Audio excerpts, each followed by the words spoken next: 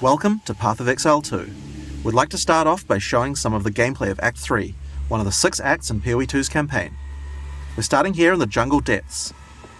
Act 3 is set in the ruins of the Vaal civilization which fell thousands of years ago. Jungle has taken over their former once great cities, and we'll be exploring it using one of our 6 new character classes called the Monk. In PoE 1, we had one character class for each of the combinations of strength, dexterity, and intelligence. When looking at the design of PoE 2 though, we realized that many of the new skills we were trying to design just didn't really fit thematically with the existing classes that we have.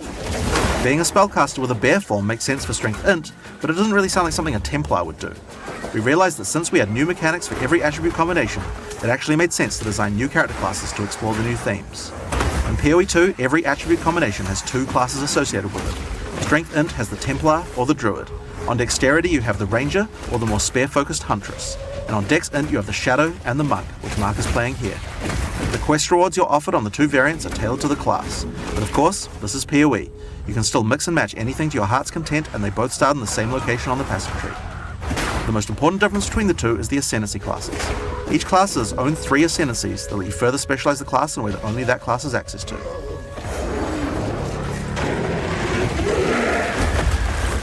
Looks like we've come across the boss for this area.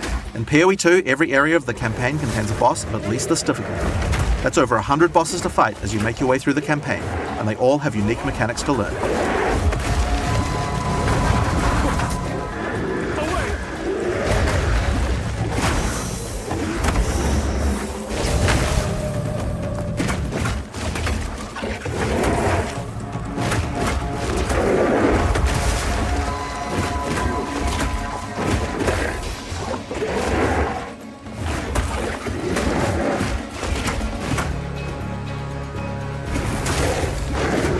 As you've seen from watching Mark fighting, the melee combat in PoE 2 has a very different feel than before.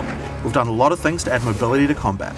Practically every melee skill in PoE 2 has some kind of movement to it. The Monk in particular is a melee fighter who specializes in mobility over brute strength.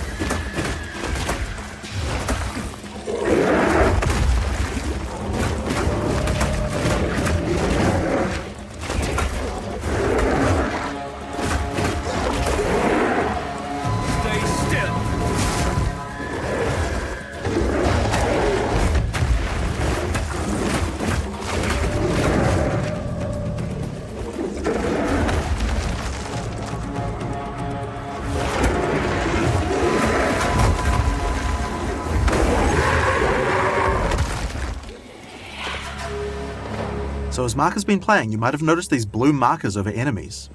Mark is a skill equipped called Killing Palm. Whenever an enemy has a blue indicator over it, it means the monster has low enough life to cull with Killing Palm.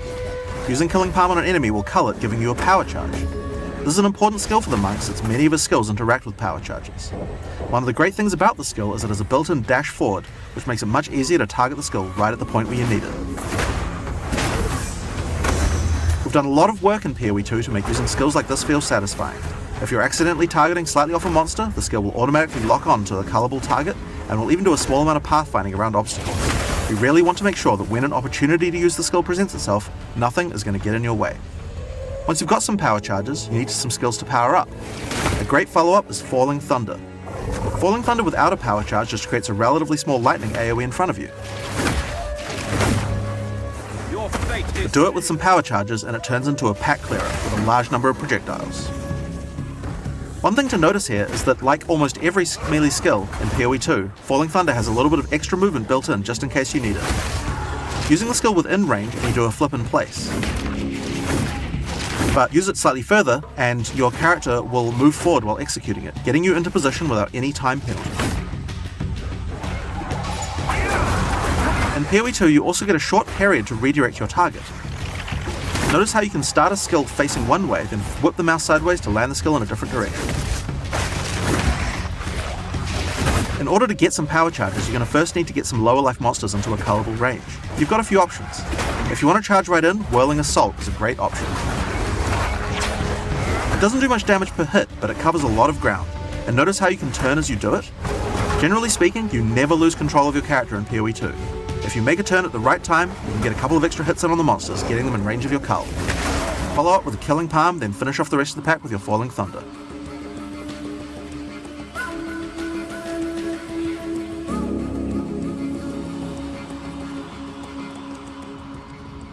We've now entered the Vile Mechanarium. This is the place where the Vile built the various constructs they relied on to power their civilization. Now this is a find! A Vile ruin that hasn't been looted? I wonder why nobody's been in here before. One useful feature that we've added is the ability to call in NPCs to where you are to give you more information or help you with quest objectives, rather than having to always go back to town. In this case, we've called in Alva to find out what to do. This mechanism, if powered with a small soul core, it could open that door. There should definitely be soul cores somewhere around here.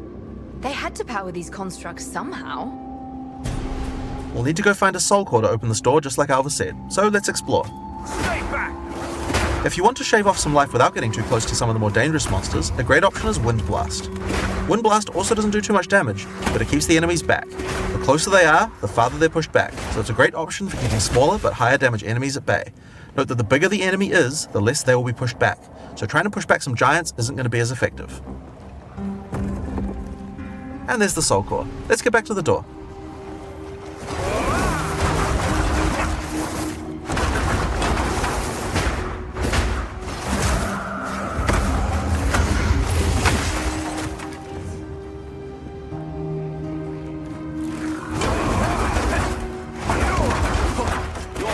Is sealed.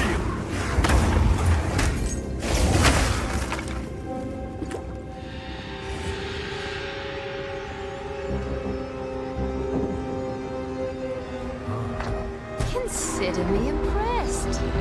I'll keep investigating in here. Bring me in if you find anything else. Now, if you need to defeat tougher enemies, it might be time to break out some of the monk's ice skills. Glacial Cascade creates a wave of ice that moves slowly in front of the player. It's pretty ineffective against fast-moving monsters because the damage occurs right at the end of the wave. A lot of monsters are just going to walk right by it, and if you can find a way to make a monster stop at just the right place, it can be very effective. In order to do that, you're probably going to want to be able to freeze monsters in place. The monk has a few different tools to do this. A fairly simple option is to get right in the monster's face with Ice Strike. Ice Strike doesn't do too much damage on its own, but attack 3 times in sequence and you'll get off a combo that has a much higher chance to freeze. Get in there with the freeze, then roll back and finish the job with Glacial Cascade. Remember how Glacial Cascade is that extra damaging spike at the end? If you hit frozen enemies with that spike, it shatters, dealing a large amount of damage. This is really great against bosses. And, did I just casually mention roll back? Did we forget to mention that in PoE 2 we added a dodge roll to every character? Just press spacebar at any time to roll. There's no cooldown, no limitations. It even has a bit of pathfinding to it so you don't get stuck on things. When you dodge roll, you're not invulnerable. If something hits you, you are going to feel it, but most things aren't going to hit you. And that's because while rolling, projectiles and melee strikes will always miss. You have to roll out of the way of a slam that has AoE, but anyone swinging a sword or throwing a fireball is going to miss.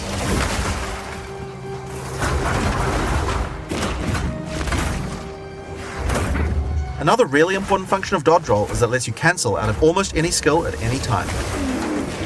This makes it so you don't feel like you're getting stuck doing long animations where something is about to hit you. It really changes how skills with longer attack and cast times play, and makes dodge roll a very reliable feeling way to avoid attacks. So, that's one way to get out of damage, but the monk specializes in mobility, so it makes sense that it'd have some more. Wave of Frost is one of our new attacks with a retreat built right in. You move backwards and throw out a cold attack with a significant freeze chance. A great thing about this is it puts you in a great distance to follow up with Glacial Cascade to do a whole pile of damage.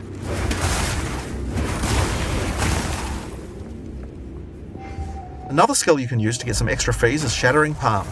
Shattering Palm is a palm strike that puts a small ice bomb on the target. Killing the enemy will cause the bomb to explode, dealing some damage and a significant freeze. It's a great option against bosses where the wave of ice might not be enough to get that freeze off, but you really want to get the Glacial Cascade damage bonus. Get back!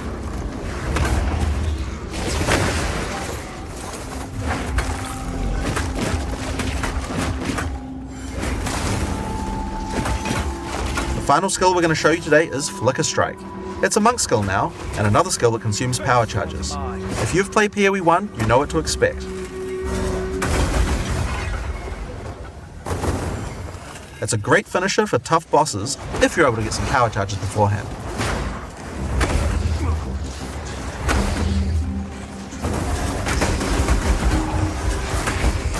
Face your demise.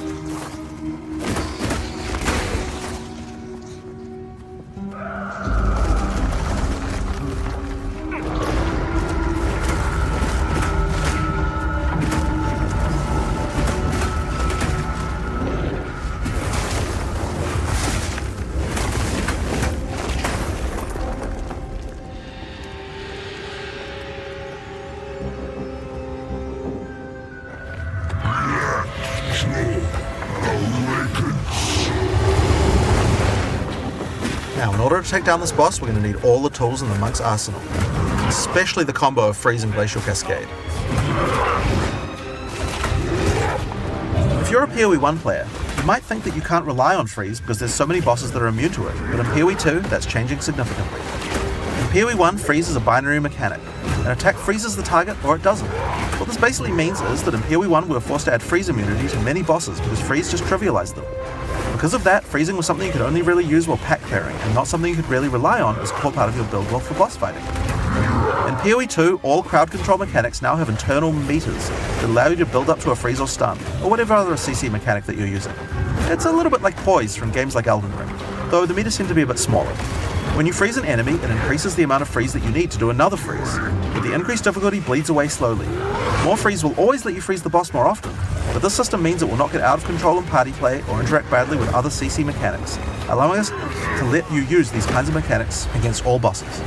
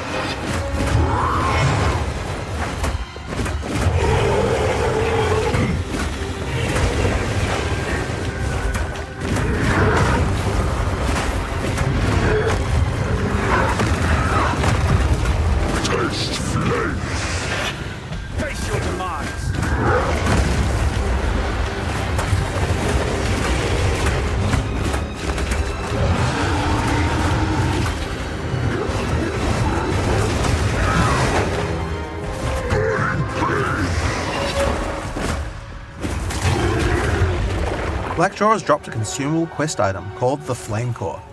It's a permanent +10 to Spirit. In PoE 2, we really wanted to make sure that you feel rewarded for exploration. It wouldn't be much good if we made all these awesome optional bosses if we didn't have something great to find for killing them. One of the things you might find for killing a boss are permanent stat bonuses to your character. Your end comes.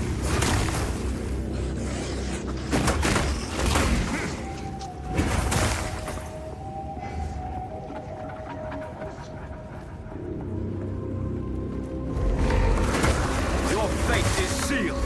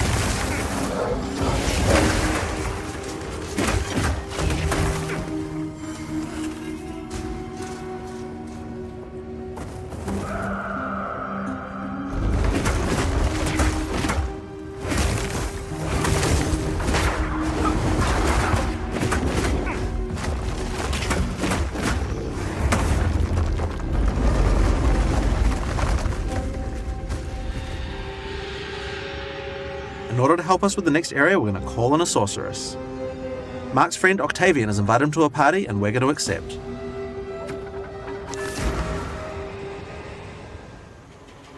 The sorceress in town here is the new intelligence-focused character in PoE 2. While the witch focuses more on occult magic and summoning, the sorceress is themed around pure elemental destruction. Let's have a look at how she plays. All the vaunted technology of the Vow, and look where it got them. Dead and buried. This is the largest soul core I've ever seen. With this, we could power the canal systems. But it isn't charged. There is still latent energy in this machinarium from its ancient operation.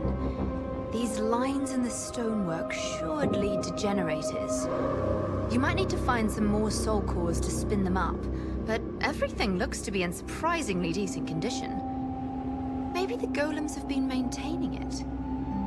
In any case, it should still function. We'll have to remove that large core from the wall, of course, but that shouldn't be a problem. We have some skills here that you probably recognize if you've played PoE 1 before, but they feel a bit different to play with now. Spark is great in these tight passages since it bounces around. We've added a Pierce support gem to it to allow it to really hit an entire room full of targets. For a more single target focused skill, Arc is a great choice. It does more damage to the first target you hit.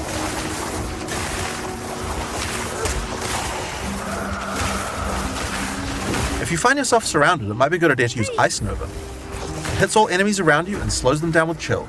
Just be careful. Getting up close and personal isn't the ideal place for a sorceress to be. She doesn't have the defenses of a more melee-oriented character. But in order to help the sorceress's weak melee defense, you could use Arctic Armor. In PoE 2, Arctic Armor is a buff that builds up as you stand still. You can see the ice crystals forming around the character. They drop off if you walk around. When monsters hit you, they take cold damage and build up to a freeze, so it's a great defense. Just be careful. You have to be standing still for a little while to get the full effect, so trying to stutter step using it isn't the best strategy. Now, Arctic Armor is an ongoing buff. Did you notice that it didn't reserve any mana? How does that work? Well, in PoE 2 we were kind of sick of the fact that basically every character was playing with no mana pool. We decided to change the way that reservation works. There is a new resource in PoE 2 called Spirit. Spirit is a dedicated resource that you can use for ongoing effects like Arctic Armor, Heralds, Auras, or even Minions. Everyone starts with 100 Spirit, which is enough for most ongoing effects. But if you want to use more than one of them, you're going to need to get some more. Spirit is available on mods from items and on the passive tree. But if you're willing to give up your offhand slot, the easiest way to get it is by holding a scepter. Find out more about that in the items talk later on. Now, if you want to increase the cold damage you're dealing, you can use Frost Bomb. It places a bomb on the ground that reduces enemies' cold resistance while it's ticking down. It's a great opportunity to use some cold skills before it explodes.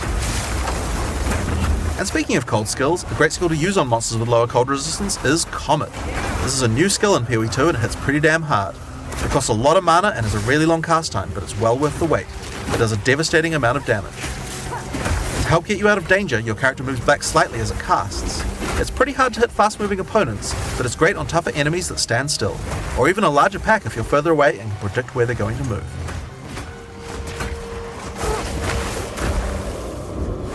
If you run out of mana casting too many of those, then in an emergency I guess you could use your Fireball.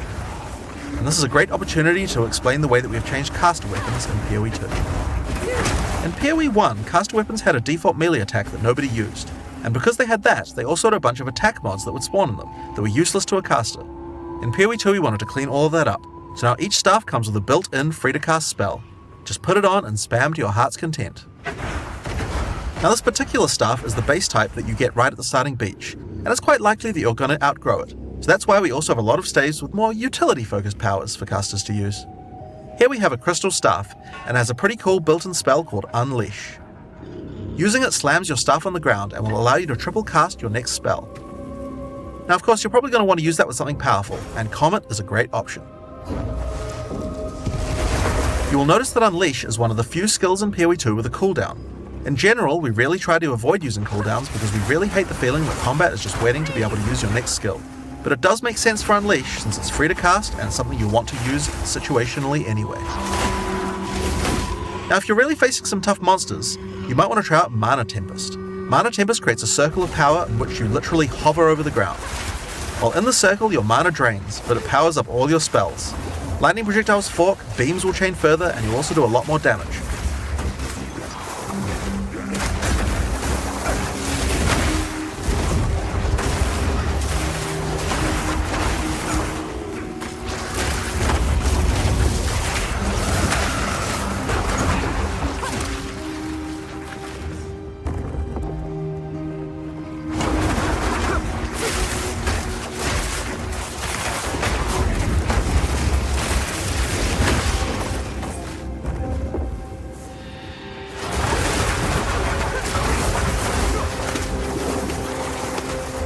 So with all of these skills, here's a great combo to try. First, cast Frost Bomb to reduce the target's cold resistance. Then use Mana Tempest to increase your damage. Follow up with Unleash, and then triple cast Comet to do a truly insane amount of damage.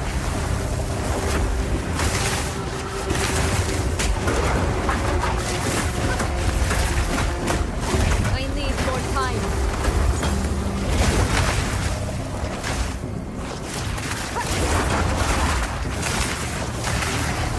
This rare monster dropped an uncut gem.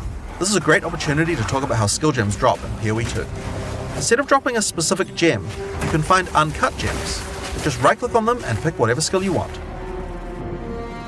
The gem will come pre-leveled to the level of the area that dropped it, so it's a lot easier to change between skills in PoE 2. This time, I think it might be cool to grab one of our meta gems. Meta gems are skills that can have other skills socketed into them, changing how they work. In this case, we're going to select Cast on Shock. Now, let's equip this thing in the skill screen and choose a spell to trigger with it. I think Comet might be fun. Because Cast on Shock reserves Spirit, we'll need to first disable our Arctic Armor. We have to decide if we would rather have the extra defense or the extra offense of the Cast on Shock. Now in PoE 2, trigger gems use a system of filling up cast time on each trigger. Basically, if a skill has a short cast time, then it will trigger really often. And if it has a long cast time, like Comet does, it will take longer to trigger. As we use our skills on these monsters, you can see that there's a thing that's charging up on the top left corner. At 100%, the Comet comes down. So there you are, using Cast on Shock with automatically cast Comet whenever we're using our lightning skills.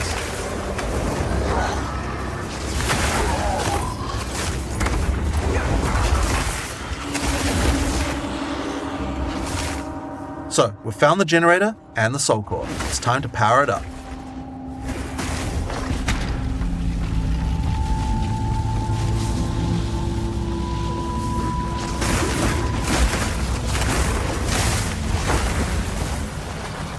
As power is restored to the Mechanarium, all the constructs are coming back to life. We need to fight them on the way back to the charged soul core. So, one thing that PoE 1 players might have noticed is that this character has both ice and lightning spells. That's pretty inefficient, isn't it? It's a big no-no for most builds because any specialization into cold or lightning isn't going to affect the other element, and generic elemental damage increases are not going to be as powerful as focusing on a single element. Well, in PoE 2 we have another major new system to introduce to solve these kinds of problems, and it starts with weapon swap. Now in PoE 1, weapon swap isn't really used very much for its intended use case. We imagined that people were going to be swapping in and out between different weapons to deal with whatever situation they were in. People just don't do that at all, and a large reason for that is because it's really awkward. In PoE 2 we wanted to solve that. The staff Octavian is using here has an ice mod on it that makes it great for when he's using his ice spells. We would also like to be able to make sure that this build works just as well for lightning spells on the character too. If Octavian equips his previous staff in his second weapon set, you can see that it appears on the character's back. Now we're going to open up the skill screen. If Octavian opens the skill options for his lightning skills, you can see here that you can choose which weapon sets are usable with each skill. First we uncheck set 1 from being used by his lightning skills. Then we're going to go through his cold skills one by one and turn those off with his lightning weapon.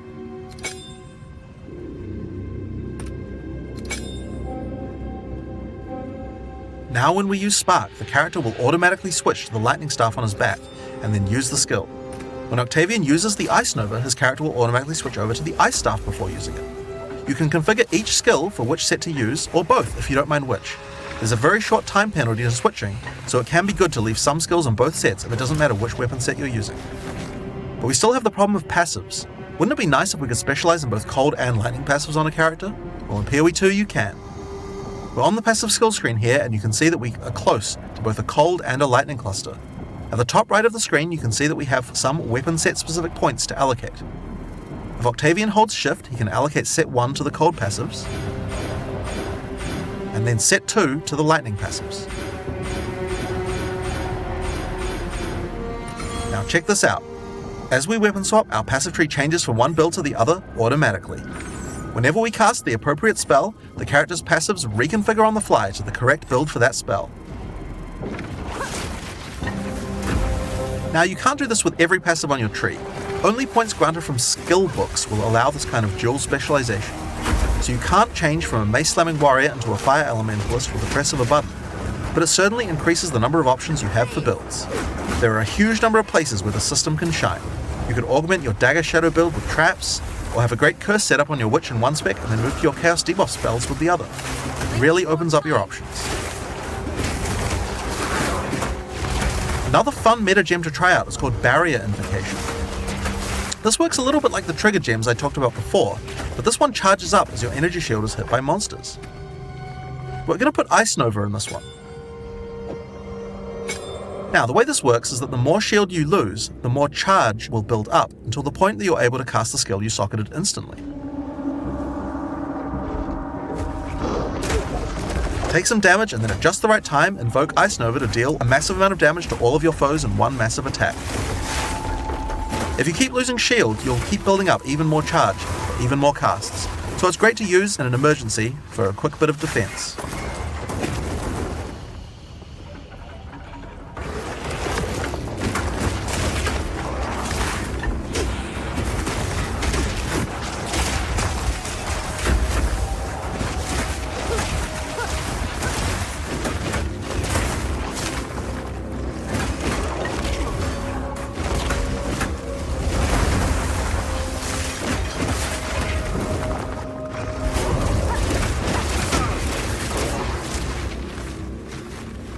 Here we are, back at the charged Soul Core. All we have to do now is take it.